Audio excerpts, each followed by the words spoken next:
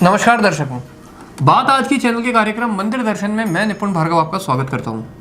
आज हम दर्शन करने जा रहे हैं न्याय के पहले योद्धा हनुमान जी के। दर्शकों, जब ना कोई अदालत थी, ना कोई वकील और ना ही कोई संविधान, तब हनुमान जी ही थे जिन्होंने अबला सीता की रक्षा के लिए लंका की सीमाएं पार कर दी थी। बिना तलवार उठाए पहले रावण से वार्ता की और जब रावण अपने अहंकार को लेकर अड़ा रहा तो उन्होंने लंका जलाकर एक कानूनी संदेश भी छोड़ दिया कि सत्ता यदि अन्याय कर रहे तो उसका दंड सार्वजनिक होगा। हनुमान जी ने यह कार्य कोई बदले की भावना से नहीं किया, बल्कि आज की भाषा में कहें तो यह एक प्रतीकात्मक विधिक उत्तरदायित्व था। आज भी जब देश में महिलाएं असुरक्षित हैं, कानून की भाषा अमीरों की जागीर बन गई है और चुप्पी सबसे बड़ा अपराध बन चुकी है, तो हनुमान जी बोलने, लड़ने और निर्बलों की रक्षा करने की सीख देते हैं। आज हम हमारे मंदिर दर्शन कार्यक्रम में एक ऐसे ही मंदिर के दर्शन करने जा रहे हैं जहां न्याय होता है। मंदिर का नाम है न्यायप्रिय बालाजी। साथियों, हनुमान जी न्याय के प्रतीक हैं, भगवान राम के अनन्य भक्त हैं और उनकी भक्ति, शक्ति और न्याय के लिए जाने जाते हैं। हनुमान जी का न्याय निष्पक्ष और धर्म के मार्ग पर चलने वाला होता है और उन्होंने हमेशा धर्म की रक्षा की है। वे किसी भी पक्षपात के बिना न्याय करते हैं। अगर वो अधर्मियों को दंडित करते हैं तो धर्म का पालन करने वालों को पुरस्कृत भी करते हैं। ऐसा ही एक न्याय करने वाला हनुमान जी का मंदिर अजमेर के अजय नगर भगवानगंज क्षेत्र में स्थित है, जो न्यायप्रिय बालाजी के नाम से विख्यात है और जनमानस की आस्था का केंद्र भी है। आज से लगभग 60 वर्ष पूर्व अजय नगर, सोमलपुर और स्थानीय निवासियों के पंच पटेल यहाँ बैठकर ग्रामीणों के आपसी झगड़ों का निपटारा करते थे, न्याय करते थे। और ऐसा कहा जाता है कि न्याय करने और अपराधी को सजा देने वाले तो पंच पटेल होते थे, लेकिन जुबान बालाजी की होती थी, इसलिए न्याय सटीक और सच्चा होता था।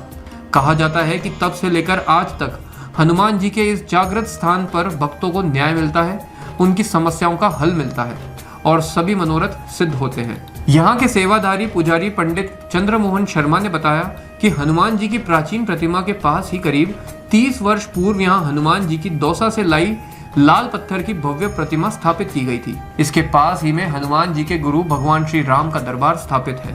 राम दरबार की सभी प्रतिमाएं सफेद संगमरमर की हैं और बेहद नैनाभिराम और अलौकिक हैं।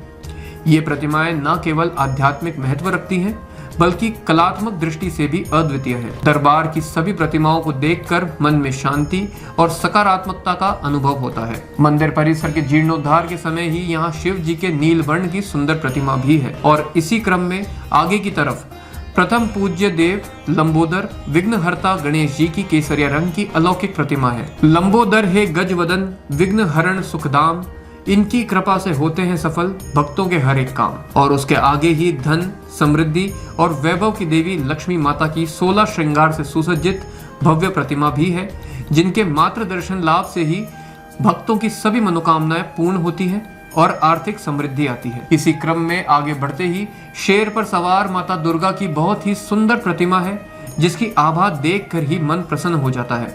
मान्यता है कि माँ की मूर्ति में दैवीय शक्ति का वास है और यह प्रतिमा भक्तों के लिए प्रेरणा का स्रोत है, जहां नवरात्रि पर भक्तों की भारी भीड़ उमड़ती है। इन्हीं के आगे हिंदू सिंधी समाज के इष्ट देव झूलेलाल जी की प्रतिमा भी है, जिन्हें जल देवता, सत्य के रक्षक और दिव्य दृष्टि वाले देवता के रूप में पूजा जाता है। सुंदर वस्त्रों और आभूषणों से सजी प्रतिमा अपने आप में उनकी महिमा और वैभव को दर्शाती है। इसके अलावा यहाँ प्रेम, शांति और एकता के प्रतीक आध्यात्मिक संत साईं बाबा की भी मूर्ति स्थापित की गई है। यह प्रतिमा आध्यात्मिक शांति और मार्गदर्शन प्रदान करती है, जिनके चमत्कारों और सबका मालिक एक का संदेश भक्तों के लिए एक मंत्र बन गया है। इसी कड़ी में आखिर में आता है राधा कृष्ण का मंदिर। राधा कृष्ण की जोड़ी की खूबसूरत संगमरमर की इस प्रतिमा की प्रशंसा करना एक दिव्य प्रेम, भक्ति और सद्भाव का प्रतीक है। यह प्रतिमा प्रेम, खुशी और आध्यात्मिक पूर्ति के लिए भक्तों को आशीर्वाद देती है। यह मूर्ति न केवल एक धार्मिक कलाकृति है, बल्कि क्षेत्र के लाखों भक्तों के लिए प्रेरणा और आध्यात्मिक उत्थान का स्रोत है। राधा कृष्ण की यह प्रतिमा दिव्य जोड़े की दिव्य सुंदरता और अनुग्रह को दर्शाती है। यहाँ के पंडित चंद्रमोहन शर्मा ने बताया कि यहाँ सभी धार्मिक कार्यक्रम, जिनमें हनुमान जन्मोत्सव, रामनवमी, महाशिवरात्रि, दोनों नवरात्रे, श्री कृष्ण जन्माष्टमी, चेटीचंड, गुरु पूजन, गणपति उत्सव आदि बड़ी धूमधाम के साथ मनाए जाते हैं, जिनमें हजारों की संख्या में श्रद्धालु दर्शन लाभ कर आत्म शांति अनुभव करते हैं और पुण्य कमाते हैं। मंदिर के अध्यक्ष रमेश मारू मंदिर में प्रतिदिन अपनी सेवाएं देकर सभी आवश्यकताओं को पूरा करने में मदद करते हैं। उन्होंने बताया कि यहाँ मांगी गई मनोकामनाएं पूर्ण होने से इसकी ख्याति दूर दूर तक फैली है। यहाँ पे आस पास के कुछ गाँव है, कमलपुर है, ये पकियागेड़ा, और यहाँ पे अजय नगर के रामगंज के सारीबस्ती सभी पुराने लोग यहाँ आए थे, आकर के बैठा करते थे और यहाँ न्याय होता था, पंचायत होती थी। और ये टीला था बना हुआ, काफी पुराना, एक छोटी सी मूर्ति थी, तो उस समय यहाँ न्याय होता था, सभी सारे धर्म के लोग आते थे, न्याय होता था। तो उसी चक्कर में यहाँ का न्याय तोड़ वाला जी बोलते थे हम लोग, तो न्याय तोड़ का समझ पाते लोगों ने न्याय वाले जी नाम रखा गया है।